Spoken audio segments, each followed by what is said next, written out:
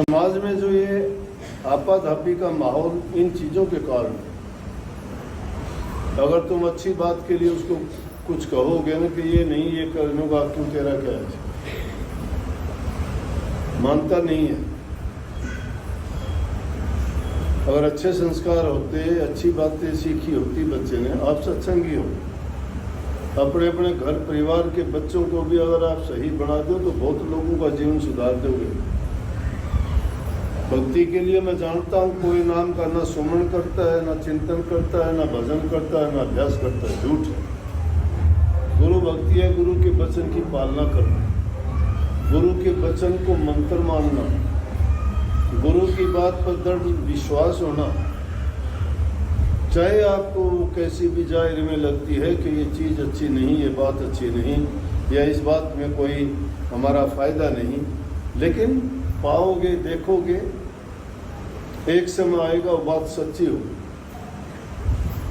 क्योंकि हम अपने आप को ज़्यादा बुद्धिमान मानते हैं। हमारी बात में हमारा स्वार्थ, हमारा सुख, हमारा लालच और हमारा हित छिपा होता है। इसलिए जो हमारे हित की बात नहीं होती उसको मानते ही नहीं मानते। लेकिन गुरु जो बात कहता है वो किसके हित की कहता है?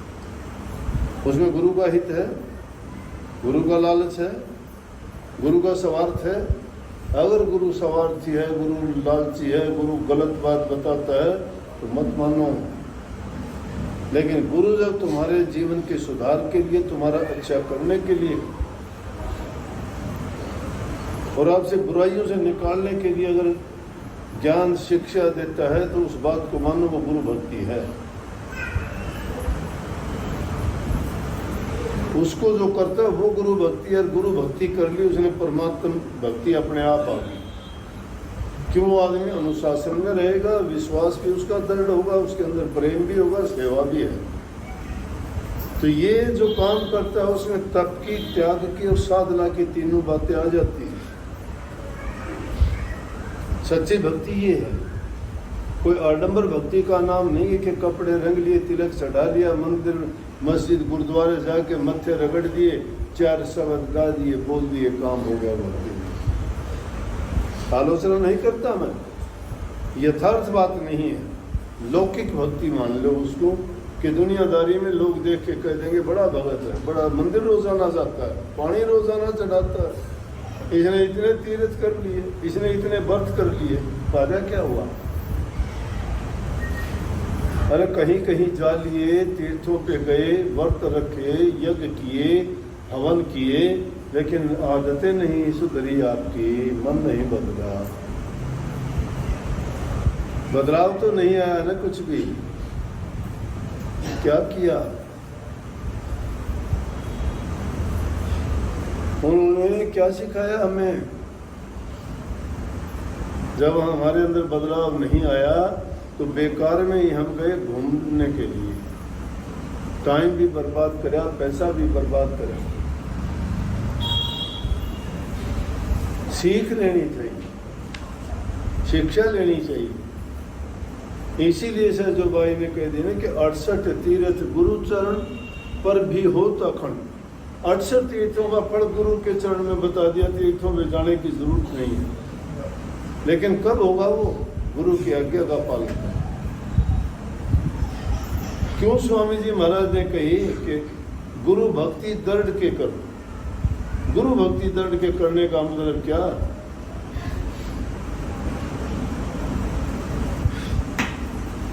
गुरु की शिक्षा को मानते नहीं, गुरु को दोष लगाते हैं, तो ऐसे दुष्टों को कहाँ मुक्ति मिलेगी? गुरु आज्ञा मानने नहीं, गुरु ही लगावे दोष, ऐसे पापी जीव को मोहे न पावे मोक्ष। वो लोग मर के भी शांति को प्राप्त नहीं हो सकते। यहाँ कोई आडंबर पाखंड झूठ नहीं है। सच्चाई की बात बताई जाएगी, लेकिन सच्चे के ग्राहक बहुत थोड़े हैं। सच्चे को सच्ची नीर, पाखंडी को पकवान, कोरस तो बड़ियों बिका मदरा बिका दुकान। पास पड़ोस में सत्संग, कथा, वार्ता, भजन, बंदगी, मंदिर हैं, वहाँ तुम नहीं जा सकते। वो मंदिर है तुम्हारे लिए। फिर कैसे सुधार हो? कितने लोगों को जाते देखते हैं, सत्संगों में देखते हैं, दुनिया भर की इतनी भीड़ होती है, लेकिन उस भीड़ में से किसको ढूंढो? महादेव पार्वती जा रहे थे, वायु मार्ग से बैल पर सवार थे। महादेव जी की सवारी नादिया है ना, उस पर बैठे पार्वती जी साथ में हरिद्वार पर से गुजरे।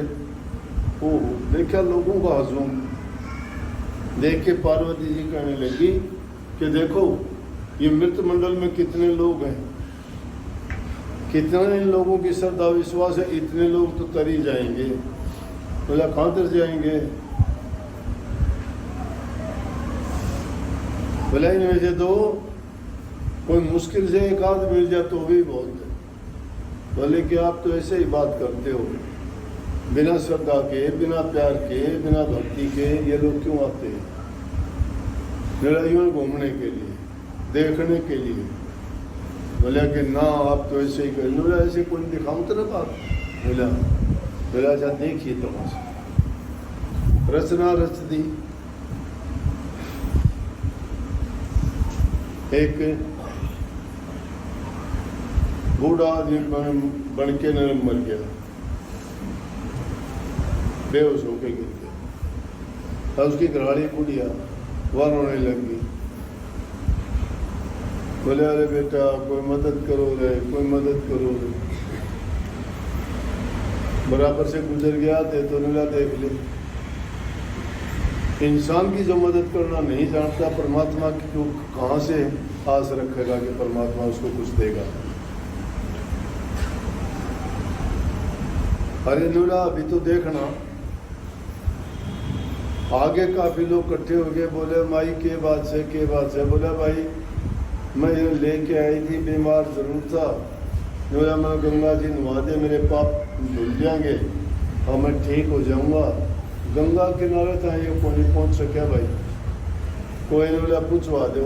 लेकिन इसकी शर्त यह थी कि अगर कोई मैंने ऐसा मिले जिसका कोई पाप ना करा,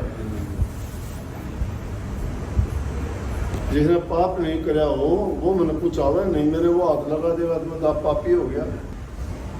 भीड़ में तो कोई सब के सब नीचे गर्दन करके चल दी, तू सब ने पाप कर रखे।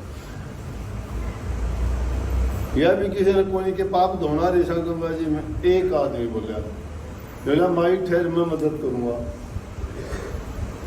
बोला कैसे बेटा? कि बोला यो आया मैं 2 मिनट में। बोला कहाँ जा रहा है तू 2 मिनट में? बोला बस ये हरकी पड़ी रही, मैं नहा के आया फिर मदद करूंगा। बोला फिर क्या हो जाएगा?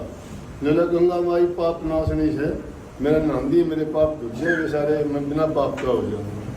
बोला पार्वती एक आदमी से एक मिला है इतना में। बोली बात तो ठीक से। तो जिन लोगों का इतना इतबार विश्वास को नहीं, वो आके क्या लेते? सत्संगों में आते हो, सुनते भी हो तो बदलाव क्यों नहीं आता? कितना विश्वास है, यहां से निकलते ही भूल जाओ, सोचते भी नहीं।